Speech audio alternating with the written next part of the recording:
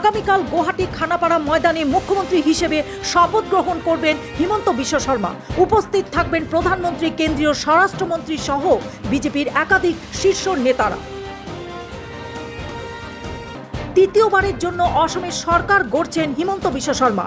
শপথ গ্রহণ অনুষ্ঠানে আমন্ত্রণ করা হয়েছে বাংলার নবনির্বাচিত মুখ্যমন্ত্রী শুভেন্দু অধিকারীকে। শুভেন্দু অধিকারীর পিএ চন্দ্রনাথ রথ খুনে গ্রেফতার ৩ জন শার্প শুটার, ধৃতদের পুলিশ হেফাজতের নির্দেশ বারাসত আদালতে। বাংলার রাজনৈতিক সন্ত্রাসের বলি হওয়া বিজেপির কর্মীদের পরিবারের দায়িত্ব নিল নবনির্বাচিত সরকার। নবান্নে প্রথম ক্যাবিনেট বৈঠকের পর সিদ্ধান্ত মুখ্যমন্ত্রী শুভেন্দু অধিকারীর।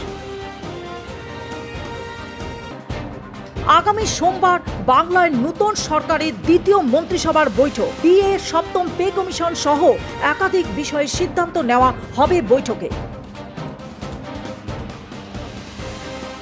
পুর নিয়োগ দুর্নীতির মামলায় ফের ইডি দফতরে হাজির হলেন বাংলার প্রাক্তন মন্ত্রী সুজিত বসু। সোমবার সকালে ইডির দফতরে পৌঁছান প্রাক্তন মন্ত্রী। আজ গুজরাটের সোমনাথ মন্দিরের পুনর্নির্মাণে ৭৫ বছর পূর্তি। এর উপলক্ষে আয়োজিত অনুষ্ঠানে যোগ দিলেন প্রধানমন্ত্রী নরেন্দ্র মোদী। হিমাচলের চম্বা জেলার কাকিরায় ভয়ঙ্কর দুর্ঘটনা। পর্যটক বোঝাই গাড়ি পড়ে গেল খাদে।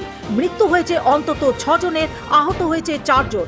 ঘটনায় শোক প্রকাশ করেছেন হিমাচলের মুখ্যমন্ত্রী। এয়ারপোর্টে অবতরণের সময় আগুন ধরে গেল বিমানের চাকায়। সোমবার সকালে দুর্ঘটনাটি ঘটেছে নেপালের কাঠমান্ডুতে ত্রিভুবন বিমানবন্দরে। ইরানের নতুন শান্তি প্রস্তাব খারিজ করে দিল মার্কিন প্রেসিডেন্ট ডোনাল্ড ট্রাম্প। তেহরানের প্রস্তাবে কোনোভাবে মানা সম্ভব নয় বলে মন্তব্য করেছেন ডোনাল্ড ট্রাম্প।